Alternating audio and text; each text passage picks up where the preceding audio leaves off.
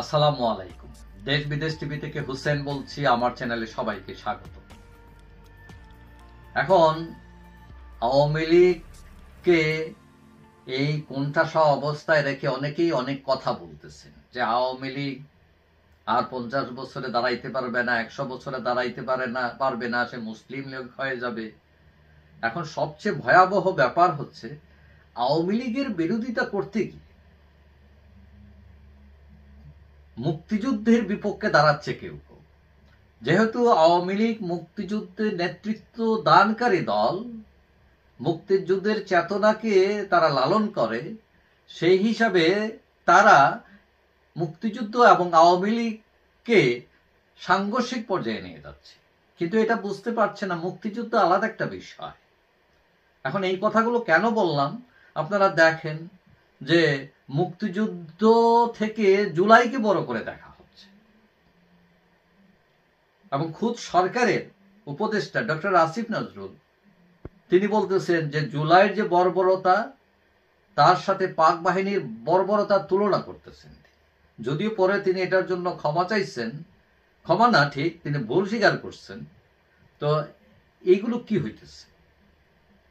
মানে আওয়ামী লীগকে দমাইতে গিয়ে মুক্তিযুদ্ধ নিয়ে টানাটানি শুরু হয়েছে এবং এক পক্ষ বঙ্গবন্ধুকে ছোট করতে গিয়ে মানে এমন সব কার্যকারবার করতেছে, সে বুঝতেছে না এটা যে বঙ্গবন্ধু ছোট করে রাষ্ট্রকে কখনো বড় করা যাবে না।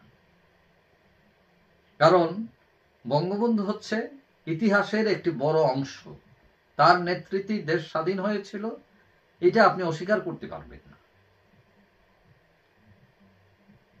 এখন সবচেয়ে ভয়ের ব্যাপার হচ্ছে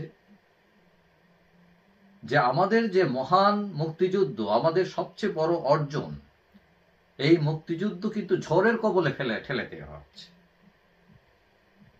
এখন হ্যাঁ, মানলাম যে আওয়ামী লীগ মুক্তিযুদ্ধকে তার নিজস্ব সম্পদ বানায় ফেলছে। তো এখন আওয়ামী লীগ বানায় ফেলতেছে, এটার অর্থ এই দাঁড়ায় যে সে বানায় ফেলছে, এখন তাহলে এটা আমি বিরোধিতা করব, আমি এটা মানব না। ব্যাপারটা কিন্তু তা না। এখন আওয়ামী লীগের বিরোধিতা করতে গিয়ে বর্তমানে মাঠে যারা আছেন তারা মুক্তিযুদ্ধকে এমন একটা পর্যায়ে ঠেলে দিতেছেন যে এইটা সম্পদ না হয়ে এটা দায় হয়ে যেতেছে রাষ্ট্রের জন্য। মুক্তিযোদ্ধাকে জুতার মালা পরাইতেছে। এখন এইটা যারা করতেছেন, আমি বলবো যে তারা রাজনীতিতে নাবালক, অথবা তারা ডিমেনশিয়া রোগে ভুগতেছে। এদের স্মৃতিশক্তি লোপ পাইছে, এরা জেনেও জানতেছে না, বুঝেও বুঝতেছে না। এখন তারা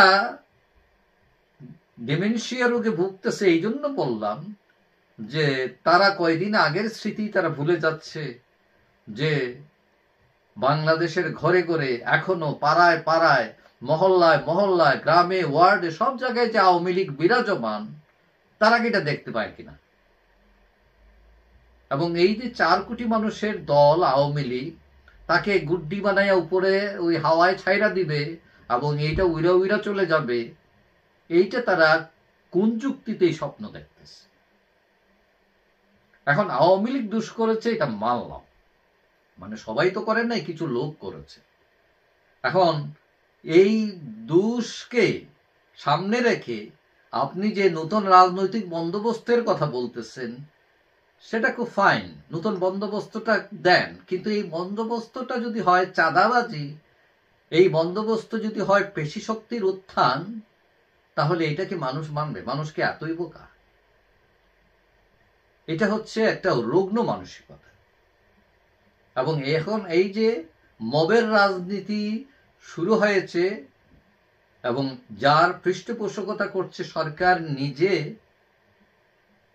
এটাকে কিন্তু মানুষ, পাবলিক, সচেতন সমাজ কিন্তু ভালোভাবে নিচ্ছে না। এবং তাতে কিন্তু লাভ হচ্ছে আওয়ামী লীগের। এবং এইটা লিখে রাখেন, এই কৌশলে যদি বর্তমান রাজনীতি পরিচালিত হয় আওয়ামী লীগকে ঠেকানোর জন্য, আওয়ামী লীগ কিন্তু আসলেই ঠেকাতে পারবেন না। বরং আওয়ামী লীগ আরো দিন দিনে আরো শক্ত হবে, চীনের প্রাচীরের মতো দাঁড়িয়ে থাকবে এই আওয়ামী লীগ, এই বাংলাদেশে। যেটা ভুল করতেছেন, অনেকেই ভুল করতেছেন, সেটা হলো তারা ধরেই নিয়েছেন আওয়ামী লীগ মানে শেখ হাসিনা। আওয়ামী লীগ মানেই শেখ হাসিনা না। আওয়ামী লীগ এই দেশের 95% মানুষই একসময় আওয়ামী লীগ করত। এটা ভাসানীর দল ছিল, বঙ্গবন্ধুর ছিল, সরোয়ারদের ছিল।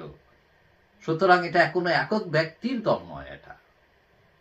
সুতরাং যারা আওয়ামী লীগ মুছে ফেলার স্বপ্ন দেখছেন, তাদের জানা উচিত যে এই রকম 4 কোটি মানুষের একটি দলকে আপনি মুছে ফেলতে পারবেন, কিন্তু সেটা স্বপ্নে, বাস্তবে না। আশা করি এই বাস্তবতা বোধ নিয়ে সবাই রাজনীতি করবেন, পেশি শক্তি দিয়ে নয়। কারণ পেশি শক্তি দিয়ে অতীতে যারা রাজনীতি করেছেন, জাসদ সর্বহারা, এরা কেউই টিকেন নাই। তাদের শক্তি সামন্ত কিন্তু আরো বেশি ছিল।